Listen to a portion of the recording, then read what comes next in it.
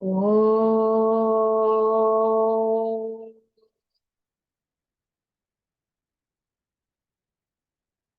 Om.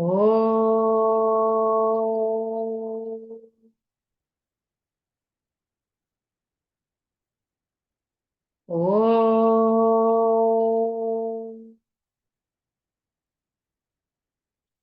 Om apyayantu mamangani vak pranashchakshushrotramatho balamindriyani cha sarvani sarvam brahmopanishadam maham brahma nirakuryam ma brahma nirakarot anirakaranamastu anirakaranam me astu tadatmani nirateya upanishatsu dharmah te mai santu te mai santu.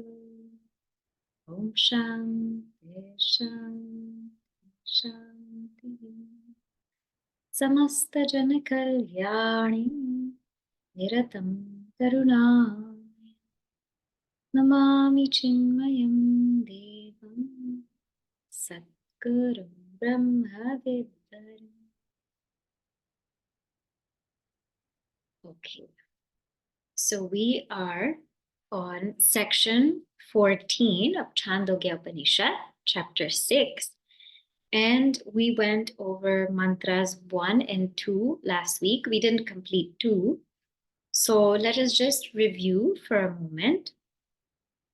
In section 14, what happens is a beautiful description is given. It is a metaphor, actually. And it says that just like this person who has been kidnapped, and he's completely kidnapped from his land, and he's taken into some deep, thick forest where nobody's there. Nobody's there, and this person has been blindfolded, the hands are tied, and so he's shouting and screaming in all directions, north, south, west, east. And he says, I have been taken. I have been taken. I have been blindfolded. Please help me. And so his condition is so miserable. It's so difficult because he doesn't even know where he is. And he can't even see. And he can't even do anything. So what happens is someone comes, someone very, very compassionate comes and removes the blindfold, removes the tie from the hands, the ropes from the hands, and tells him, asks him what happened. And, the man says, and he says, I want to go back home to Gandhāra, to where my homeland is. I want to go back to my homeland. And so this compassionate person tells him the direction, tells him exactly what direction to go. And so he knows now, I have to go that way. I'm going that way. But he also uses his own intelligence. So even if the route is a certain direction, he doesn't lose his way. If there's a river, for example, on the way, he'll go around the river and proceed in the same direction. If there's a detour on the way, he'll go around it and proceed in the same direction. So he uses his intelligence because on the way, he might find things that, are unexpected. And so when he's walking like this and he's asking, gramat prichan, he asks people in the village, am I going the right way? Am I going the right way? Finally, he reaches his destination, which is Gandhāra. And it says that this person has 2 beautiful qualifications. One is panditaha. Panditaha means the ability to listen to scriptures, the ability to listen intently to the deep meaning of scriptures. And Medhavi means the ability to use our own intelligence. So if the scripture said this, now let me inquire and see how exactly can it be true? How is it true in my life? That particular qualification is called Medhavi. Medhavi literally means the one that has memory, the one that retains memory. So we can only inquire into the depth of the scriptures and see if it's relevant or see how it actually is true in our lives if we pay attention and retain what's been listened to. So because he had these two qualities, he made it home. And also because he had an acharya, a compassionate person who told him the way, he made it back home. So now I am going to just kind of read to you. It's a very beautiful metaphor. It comes in the Bhashya, it comes in the commentary of Chandogya Upanishad, what each thing symbolizes. So then we can also see for ourselves how we are like that person who's just been taken. So he says, Evam eva, in the same way, Sataha, Jagad Atma Swarupat. So from our real nature, from our real nature, we have been taken. We have been as though kidnapped, right? And by who? Punya apunyadi taskarehi. By these thieves of merit and demerit. It's as though from our real nature we have been kidnapped and again we have been born. And where have we been born? Tejo bannadimayam deharanyam, in the forest of the body. We have again been born in this forest of the body. And how is this body? Vata, Pitta, Kapha, Rudira, Medo, Mamsa, Asti, Majja, Shukra, Krimi, Mutra, Purisha, Vat. Means it is full of air, bile, phlegm. Rudira, blood. Meda, Meda here means fat. Mamsa, flesh. Bones, Asti, Majja, marrow. Shukra, vitality. Krimi, worms. Mutra Purisha means all of our, feces or urine. We're born with all of this in this body. And what are we experiencing in this body? Shitoshnadi aneka dvandva sukha dukkha vat. We're experiencing cold and heat and joy and sorrow. We're experiencing all of this in the forest of this body. And mohapata abhinadhaksha. And we are covered by this cloth of delusion. So we have been exiled from our real nature. We are in this forest of this body, constantly pinged by the dualities of the world, right? And we are covered by this cloth of delusion. I'm just going to pause for a moment. Please make sure you don't eat in class because this is an Upanishad class, okay? So this is something to be taken seriously. So please refrain from that. And in addition, Bharya, Putra, Mitra, Pashu, Bandhavan, Adi, Drishta, Aneka Vishaya, Trishna, Pashitaha. So here, the ropes that are tying this person, Pashitaha, are these cravings. And these cravings or these attachments are to all of our beings, our family, our friends, society. These are the ropes that bind us. Remember, it's not so much the being. It's not that we should not have people in our lives. It's when we get attached to them. That's where the binding comes. And he says, because of this, we have these notions. Aham amushya putraha. I am his son. Or you can say, I am his daughter, her daughter. Mama ete bandavaha. These are all of my relations. Sukhi aham. I am very happy. Dukhi aham. I am very sad. Mudaha, panditaha. I am a fool. I am well learned. Dharmika. I am a very, very dharmic person. Bandhuman. I have so many relations. I have so many people around me. And it says here, Jataha, I was born. Mritaha, I will die. Jirnaha, I'm getting old. Papi, I'm a sinner. Putro me mritaha, my child has gone. Dhanam me nashtam, my wealth has gone. Hataha asmi, I am gone. So because of these ropes, we have all of these identifications. We have all of these identifications, and we take ourselves to be this limited ego. And we say, I am happy, I am sad, these are my relatives, these are my people. All of these things come to our minds. Katham jivishyami, how will I live? How will I live? Ka me gati, where am I headed? And kim me tranam, what is my protection? So in this way, this is the state of the one who has been taken.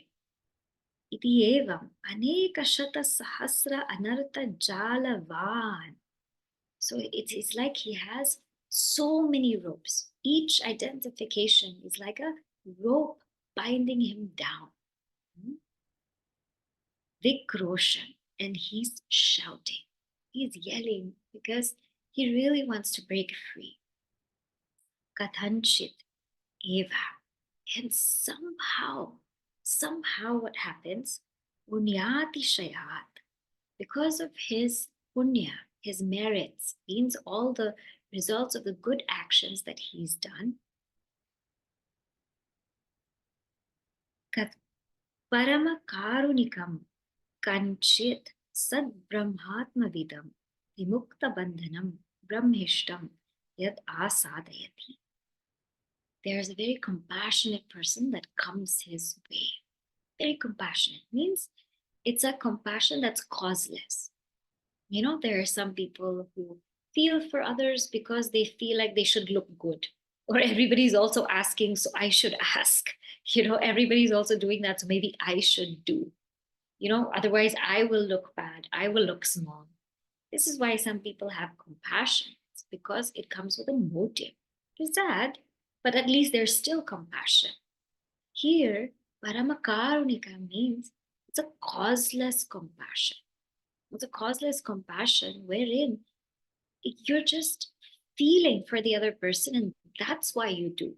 You're not thinking about what am I going to get from it. Just immediately you see somebody in need and you feel it and you reach out. So somebody came his way with this causeless compassion, and who is a knower of Brahman, who is freed from all of these notions and who's abiding in Brahman. And this person goes to him. Tenacha Brahmavida Karunya Darshita Samsara Vishaya Dosha Darshana Marga. So this person tells him, look, these ropes that you have, these attachments are all samsara. Take them out, remove them, remove these notions of who you are. You're not limited. You are not this limited body, your mind and ego. Remove these notions. And because of this, the person becomes viraktaha. He understands and he becomes detached. Samsara vishayebhya. He becomes detached from samsara. Remember, detachment is not engaging in the world. Huh? Detachment is engaging in the world, but independently, not seeking joy from the world. So detachment is still I engage in the world, but I don't seek joy. Attachment is I engage in the world and I seek joy in the world. So therefore, when the world doesn't fulfill me, I get bogged down. This is a difference. So the teacher tells him, Na asi, you are not this samsari. You're not this limited being. Tvam, you are not this putra. You are not this person who has all of these dharmas. Kim tarhi, what then? Sad yat. That's sat. Tattvam asi. You are that. You are that infinite existence, consciousness, bliss. You are that. Iti avidya moha pata abhinahanat. This way, the teacher, that person who is so compassionate, removed the veil of delusion. With this knowledge, remove the veil of delusion. mokshita, released him. And because of that, Gandhāra Purushavat cha swam sadatmanam upasampadya. Because of that, the person realized his true self as Sat. Just like in the example, the person returns home to Gandhāra, this person now realizes her true self as Sat, pure existence, pure bliss. Sukhi, nirvrittaha syat, that person becomes free. Iti evam acharyavan purusho veda. And this is what it means when it says in the mantra, acharyavan, one who has a teacher, purusha, that person who has a teacher, veda, knows the truth. So that those two qualifications, what we saw, panditaha and medhavi, means the one who is able to listen to the scriptures, and medhavi use their own intelligence. The start of listening to scriptures comes with that teacher, comes with somebody to tell us. Because otherwise we wouldn't know. See, in Swami Akhandanandaji Maharaj, he gives a very beautiful commentary on this specific statement. What he says is, think of this example where you and your friend, you and your good friends, you've grown up together. I'm sure everybody has that kind of friend where you've grown up together, you did everything together. You ate together, you played together, you stayed in each other's homes, you grew up together very lovingly. And let us say after college, you part ways. And it has been maybe 15, 20 years since you have seen each other. So what happens is, let us say now you know where your friend lives. You know where your friend lives, and it's 15, 20 years. You're actually going to that area for a business trip or something like that. So you're very excited because you haven't seen your friend in a while, and you haven't seen your friend in a while. You're so excited. You just want to go surprise your friend, right? You're not going to call, you're not going to do anything. You're just going to surprise your friend. And so you go there to your friend's house. You know what time they will be there. You go there and you knock. And your friend looks at you and says, "Who are you?" And you're just stunned because in your mind, the whole time you're thinking that when I meet my friend, how's it going to be? We're going to eat like old times. We're going to hang out like old times. It's going to be so much fun. We're going to have a great time. And you knock on the door, and when he opens it, he's like, "Who are you? And what are you doing here?" And so you're so stunned and you're just quiet. And then what happens is somebody else, who knows you, recognizes you and says, "Oh, Shubhani," calls your name. "Oh, Shubhani." And and then your friend looks at you and says, "Oh my God, you are Shubhani. Oh my goodness." And then gives you a hug and, tells you to come in and stay and, just says, "Why didn't you tell me?" And your friend heartily accepts you, heartily accepts you and brings you in his home. Right? So what is this story trying to say? The story is trying to say that let us say I was a person, I was in front of my friend the entire time.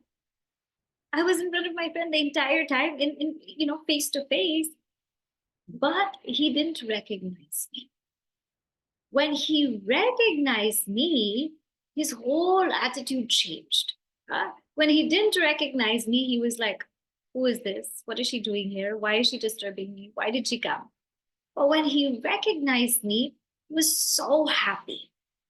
And the recognition happened because someone else pointed it out. Someone said, "That's Shubhani. Hi, Shubhani," right? So in the same way, something being there and something being recognized are two different things. They're two different things. The self is always there. It's beyond time also. The self is always there. Whether we are eating, we are sleeping, we are awake, we are walking, we are running, we are never away from the self. So the self is always there. That's not a problem. The problem is the recognition of the self being always there. That's the problem. And because the problem is just that we don't recognize, we don't realize, that's why they use these words, then the solution is somebody has to make us recognize. Just like in that example, somebody had to say Shubhani. And then that person, my friend, said, oh, it's Shubhani, right? So somebody, a teacher who knows the truth, has to tell us, that is you. That which is always there, that which is ever illumining your thoughts, ever illumining you in waking, dreaming, deep sleep. That is you. That's substratum in the world. That is you. And therefore, in our scriptures, it said, Acharyavan Purusho Vidha, means the one who has this kind of teacher who is able to bring about this recognition. That person, that person. And then we have to use our own intelligence, right? So it's very, very beautifully presented. This is what it means. And it's not also that some people feel like I have to go to samadhi to realize the self, or I have to even go to sleep to feel the self. We won't, because the ego is sleeping. But it's not that, because the minute we say we have to go to another state, another time, another place to realize the self, we are making the self far from us. I have to go to this state, particular state, to realize the self. It has to be in this time. What is so close to us means what is us, we're making it so far because we're saying, I can only realize you in a certain state, in a certain time, in a certain condition. So that teacher will say, drop all of that. The self has no limitations. Why would you think that it would take another condition, another time, and another place to realize? Now it's self. No, that's who you are. Tattvam asi.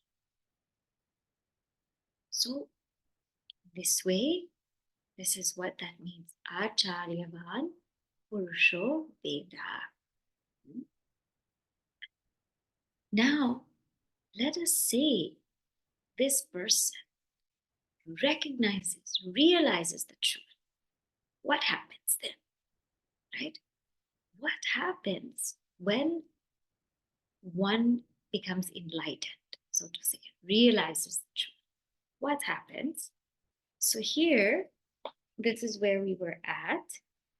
The next line, I'm on mantra 2, in section 14. The next line said, I'll just read it and then I'll go through it. Tasya tavadeva chiram yavanna vimokshe ata sampatsye iti. Tasya tavadeva chiram yavana vimokshe ata sampatsye iti. I know in your book it says sampatsya, but the word is sampatsye. It's because of Sanskrit grammar rules that the A is omitted. So of that person, tasya, of that person who has now realized the truth, tavat eva chiram. Only so long is the delay. Chiram means delay. Tavadeva. Only so long is the delay. Yavanna vimokshe. That he is not liberated. He, she, whoever is not liberated. Ata sampatsye iti. And merged with sat, or truth. So what does this mean? This means that only so long is the delay as one is not liberated from the body, and then immediately one is merged in the truth. So here, couple of questions come, a couple of different schools of thoughts come. When a being is enlightened, what exactly is the case? So I'll explain these scenarios, then we will understand what this statement means, okay? So one scenario is that people think that when somebody is enlightened, they have to come back in this world. They have to come back in this world because whatever karma, whatever action we do, we have to get the results of the action. Any karma, any action we do, we have to get the results of the action. So it cannot be that after I get enlightened, I'm still performing actions. So therefore, I have to reap the results. And if I don't reap all of the results in this birth, then I'll have to come back and reap the results. So therefore, this enlightenment doesn't make sense. This is what some people say. This is not Advaita Vedanta. This is what some people say. Enlightenment doesn't make sense, right? Because you're still bound by karma. So why get enlightened anyway if you're going to be born again? This is one line of thought. Another line of thought says, in the Upanishads, it says that once one has realized, then all the karmas get dissolved. But how could that be true? Because if, let us say, one realizes and all the karmas get dissolved, then the person would die. And if the person dies, then what happens is there is no knowledgeable person to teach. Because if people get enlightened and then they die right away, then all the knowers of truth would have died. And there's no knower of truth left to teach us. And if there's no knower of truth left to teach us, then there will be no moksha. There will be no liberation. So that also doesn't make sense, that the scriptures say that all the karmas will come to naught, because then the person will die, because even their current karma will come to naught. So what is the reality? So here, Adi Śaṅkarācārya ji gives a very, very beautiful explanation. He says there are two kinds of karma. Pravritta phala and apravritta phala. Pravritta phala means those results of actions, which are already started giving results. So those, whatever actions I've done, they've already started giving results. That's called my prarabdha karma. It has already started. Apravritta phala means those results which have not yet fructified. They have not yet fructified. So they could be my sanchita, my previous karma, or my future karmas. They have not yet fructified. So what happens to an enlightened being then? So to an enlightened being, first of all of the karmas that have been collected, sanchita, from the past, all of them are destroyed. And all of the karmas that will be collected in the future, which is called agami, that's also destroyed. That's according to our scriptures, according to the Bhagavad Gita also. Why? Because remember, karma belongs to the karta. Karma, action, belongs to the doer. So when the doer is dissolved, when the doer is no more, then where will the actions and results of actions go to? Who will they belong to? For example, I am using my hand to write. Using my hand to write. Now, the action of writing, can I ascribe it to the self, the pure Atman? No. Can I ascribe it to the hand? No, because the hand cannot write without me, the doer of the action. I am the one writing, right? That's why I say I am writing. So I cannot ascribe the action to writing, or this action of writing to the hand. I cannot ascribe the action of writing to the self, but I can ascribe the action of writing to the ego. Now, when the ego has completely dissolved, where will that action go to and who? What result will come? Because that ego is dissolved. For an enlightened being, there is no more ego. Remember, it's a falsified ego. It exists as an appearance. But it's not this kind of binding ego that owns up all of these actions that I am seeing, I am writing, I am doing. So because there is no more ego, then there's no more action that can come. There's no more result that can come because all the actions and all the results, they belong to the ego alone. So in this way, all of the karmas, the results of actions, are burnt in the fire of knowledge. They're burnt in the fire of knowledge. So there is absolutely no coming back for this enlightened being.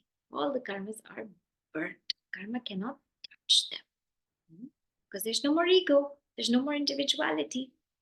Remember, what's holding us birth after birth is that ego, that individuality. That's what's holding us birth after birth.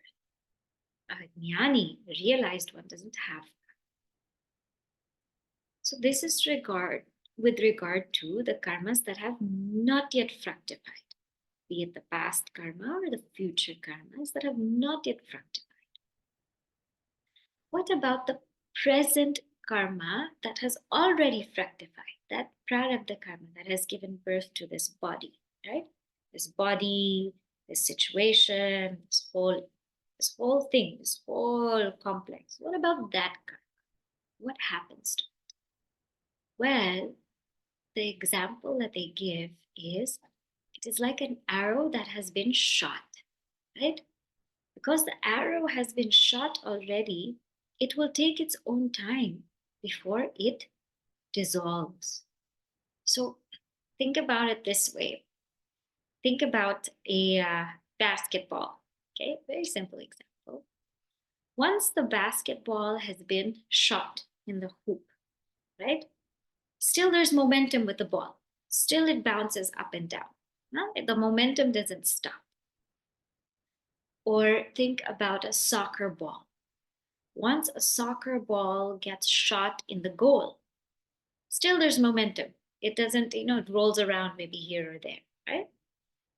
So in the same way, once this being has realized the self, like shot, basketball shot, or scored a goal like that, once this being has realized the self, it's not that the body drops. The momentum is still there.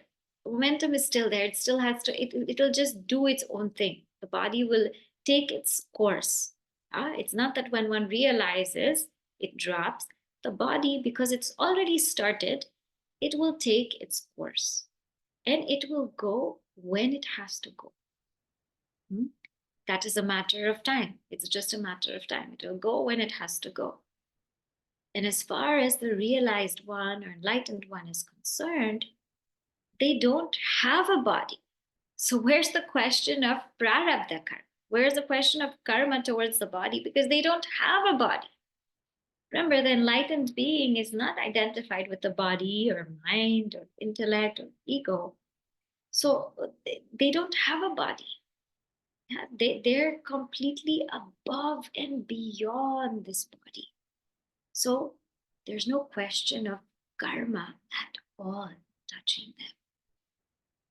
In fact, when the scriptures speak about, prarabdha karma for an enlightened being, it's like they're bringing down realization to a notch just for us to understand. Because when we see enlightened beings, we still see that they have a body and they seem to eat and drink and walk and sleep just like we do. So it's as though we need an understanding, why is this body there, right? So this prarabdha karma is explained from our standpoint because we need an explanation. Why is the enlightened being still there and why are they acting this way?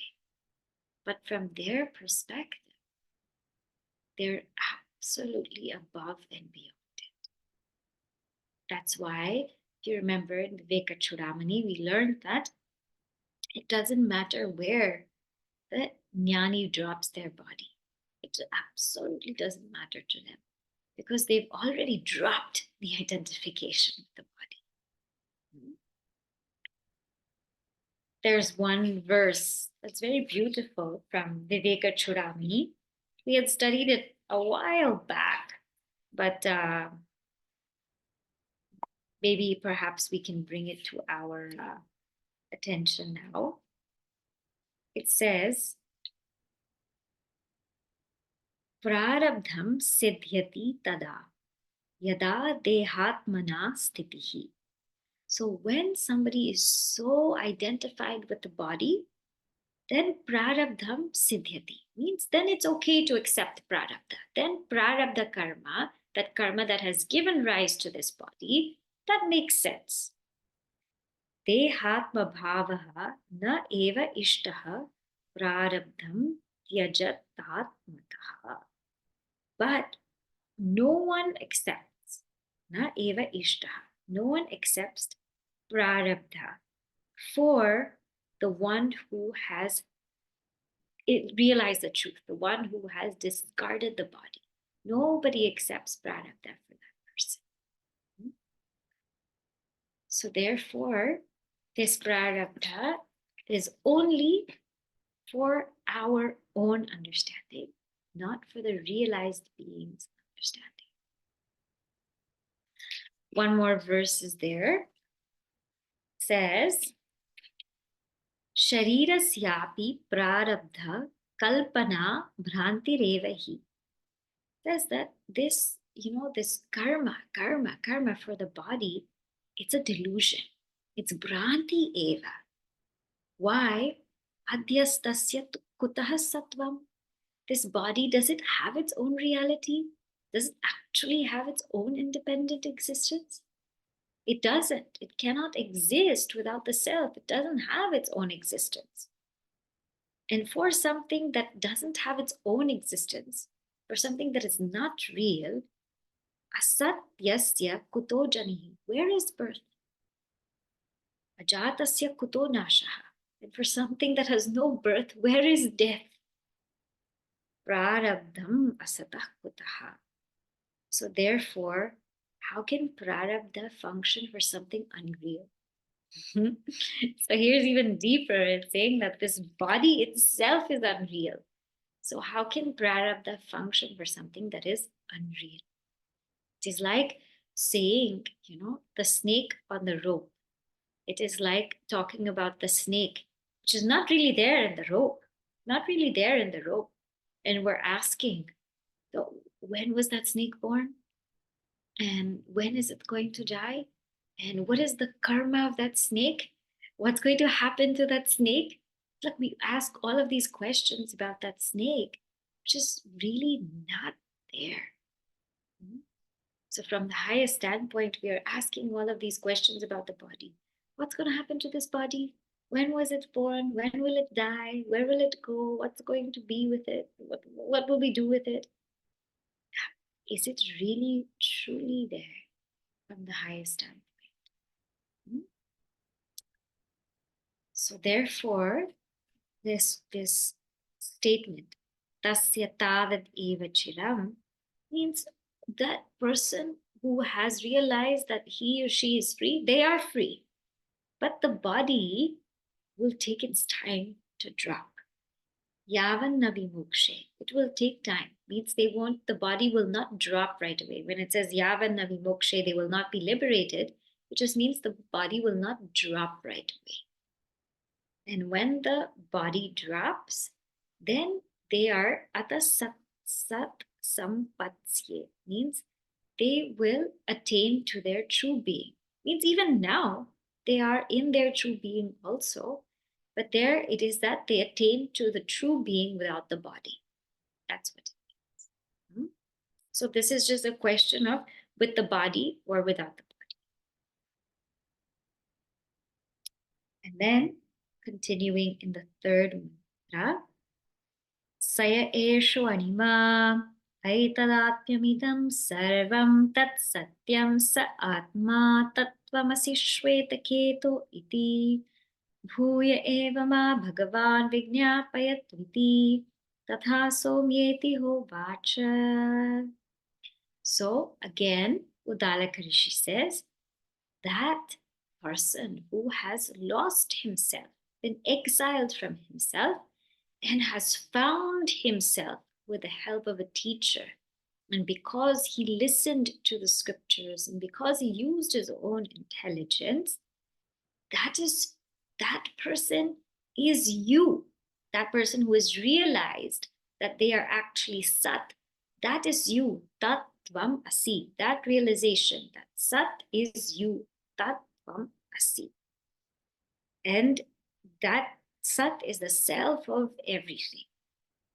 And Shvetaketu looks at his father and says, please tell me again. Please tell me again, because I have a doubt. Shvetaketu's doubt is, but okay, I understand all of these things that, the enlightened being will still have their body, because prarabdha will have to happen. But how does that body actually die in this world?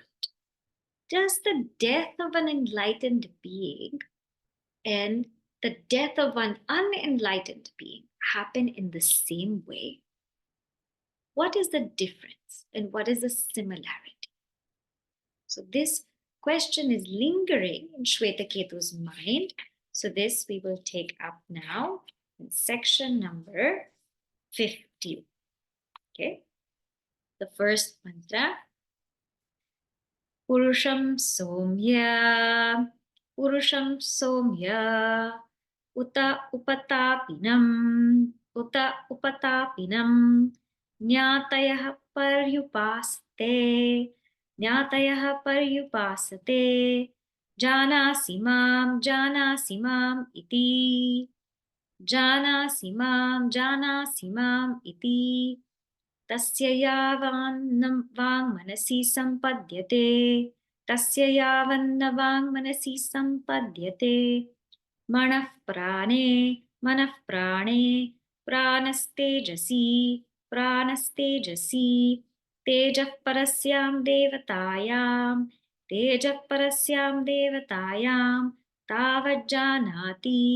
Tavajjanati. So here, what it says, Purusham. Purusha means that person, Somya. O Somya, O Shvetaketu, Purusham, that person. Uta upatapinam. Also, upatapinam means this person is ill. It has upatapa means some kind of disease, some kind of burning has happened, right? Because listen, the body has to go in some way or the other. Please know this, that the body will have to go. It will have to go. So some disease will have to come to everybody, right? Some kind of pain, some kind of destruction, some kind of disease will have to come to everybody. It is just which one will come. We don't know, right? Nyatayah paryupasate. And Nyatayah means all the people known to him or her, all the people known to them. Paryupasate. It is around them, around him. They're all beings around him, because he's about to die. He's about to die. And they're saying, Jana Simam. Do you recognize me? Do you recognize me? Because everybody wants to know, can he still see? Can he still hear? Can he still speak? And you also want him to know that you're there. Like you're there, you care for him, you love him. So do you recognize me? Do you remember me? So like that, all the relatives are around him.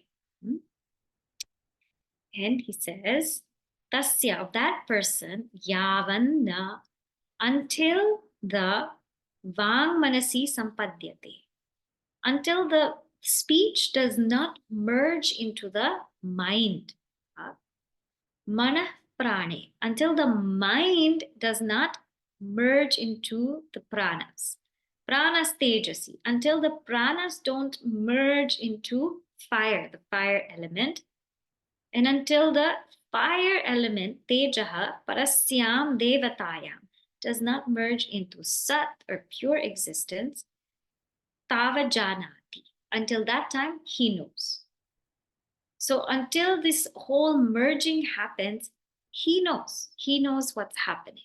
He knows what's happening because the speech yet hasn't merged into the mind, right? So remember, this mantra also came before. It had come in section 8, mantra 6. And there it was talking about how an ignorant person dies. So here it is saying now how an enlightened being's body dies. The same way. It's being pointed out here because there is no kind of mystery or mysticism about it, right? This is the way the body will go. Of course, there are special things or special times when people will do a samadhi, or people who are familiar with the yogic path and they practice yoga, they enter into samadhi and they leave their body. That also happens, right? But not all enlightened beings will leave the body like that.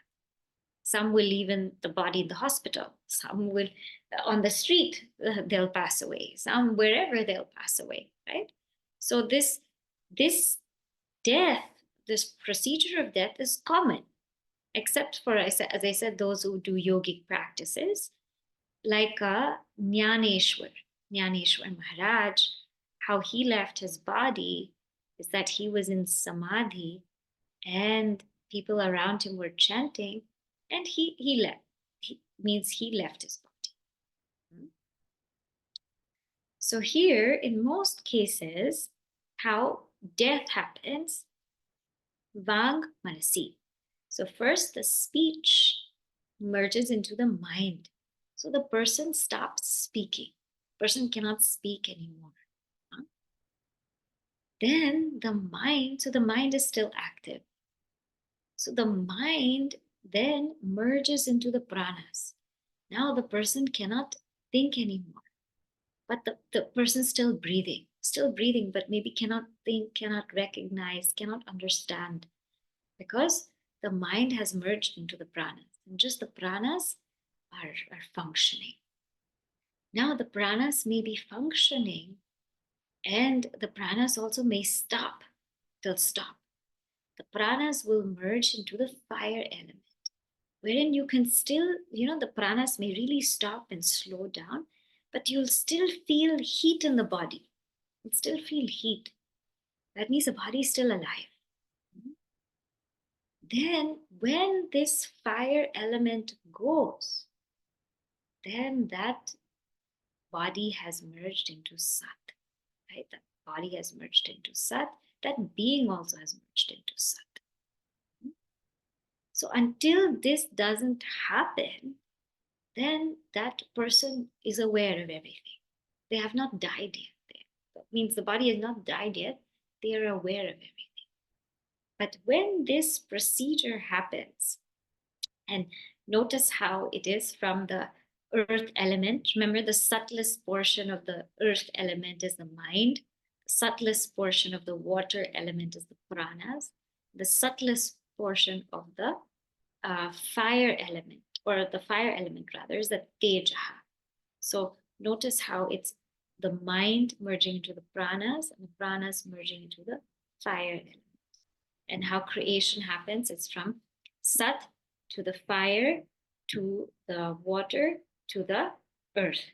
And how death happens, the earth element merges into the water element, merges into the fire element, merges into sat. So when this procedure happens, then the jnani's body goes, right? And this is what is said in mantra number 2. Okay, so we'll read this. Atha yada asya vang manasi sampadhyate manah prane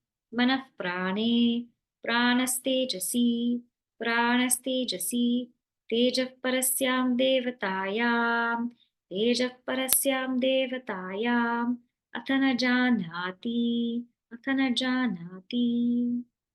So here it says atha, but, or then, yada, when, vang manasi sampadhyate, the speech is merged into the mind. Then, manaf prane, the mind is merged into the pranas. Pranas tejasi, the pranas are merged into the fire element. And tejah parasyam devataya, fire element is merged into sat, or pure existence. When that happens, ata na janati, then he also doesn't know. So the way that the ignorant person leaves their body is in most cases the same way that a realized being leaves their body. It's the same kind of procedure. It's going from the gross elements to the subtle. But what is the difference here? The difference is the ignorant person comes back again. Remember, the ignorant person will come back again because there's the seed of ignorance. There's the seed of ignorance. So although the gross body will dissolve into the 5 elements, the subtle body is still very much there. The subtle body is still very much there. Because of ignorance, because of all of these desires, the subtle body again takes up another body. Again takes up. Because remember, in the Bhagavad Gita also it is said, that last thought that we have at the time of death, that's where we will go. And that last thought, don't think that we can manufacture it. We cannot. We can't manufacture the last thought. Even before we sleep, we can't say, this is the last thought I'm going to have before we sleep. We can't do that. The last thought which will come is the thought that's been going on and on and on and on in our mind. So if we have that desire, whatever desire is, that desire will make this subtle body take birth into a gross body again. This is what happens for one who is ignorant. And, so much so that if we ask ourselves, right? We ask ourselves, why are we here now? Why are we here today? Why are we here in this circumstance? Because at some point in time, we desired it. That's why we are here. We wanted it. And that's why we are here. That's why we got it, right? Because those desires, yes, I think it is Swami Vivekananda ji who says, be careful of what you desire, it will happen. Right? So be careful, right? But for the enlightened being, the gross body merges into the gross elements, and the subtle body, there is no desire, ignorance holding that subtle body anymore. So the subtle body merges into the subtle elements. Subtle space, air, fire, water, earth merges into the subtle elements, and that jnani remains as pure existence. Remember, it's not that that jnani doesn't exist anymore. The existence of the jnani or enlightened being is manifest in a body, but without a body, it's unmanifest. But it's still pure existence. Only pure existence remains. Before it was pure existence manifest in a body. Now pure existence alone remains. Alone remains. So it's such a beautiful thing that there is no, actually for an enlightened being, there was never any coming. So there's no going, right? There's never any birth to begin with, because Atman is never born. And so there's never any death, because Atman never dies. So this is how, this is what happened. This reminds me of one incident, that there were two waves talking. And this is, think of a vast ocean, and there's one wave talking to another wave. And they were watching, they were talking to each other casually, and they were watching how the waves, when they reach the shore, that's it, they're gone, So the wave, as it reaches the shore, it's as though the wave is gone. So the little wave was so scared and said, is that going to happen to me? Like, is it going to happen that am I also going to reach the shore and kind of disappear? And the big wave said, yes. And the little wave said, but I'm scared. I don't want to disappear. I don't want to disappear into the shore. And the big wave said, don't think about it. Don't think about you disappearing in the shore. Think about you dissolving in the ocean. So you're not disappearing into the shore, right? It is you're becoming the entire ocean. That's such a beautiful thing. So we never, as pure existence, we never cease to exist. There was never a time where we were not there. There will never be a time when we will not be there. We will never cease to be, because we are pure being itself. We are pure being itself. So Uddālaka Ṛṣī tells Shvetaketu, that pure being, which never ceases to be, is you, Shvetaketu. Get it this time. Says in Mantra 3, Saya esho anima, aitadatmyamidam sarvam tat satyam sa atma tattvamasi Shvetaketu iti bhuya eva ma bhagavan vignapayat viti thasomyeti hovacha. Uddālaka Ṛṣī says that Sat, that pure being, is you. Tat Tvam Asi. And that Sat, it has all of this. It is the self of this entire world. That is you. And Shvetaketu says, I don't get it. Please, please tell me again. Please tell me again. And Uddālaka Ṛṣī is that very compassionate teacher. He's teaching all of us. And he says, I will tell you, but Shvetaketu, I will tell you one last time. So that one last time we will see next week. That is Shvetaketu and Uddālaka Ṛṣī.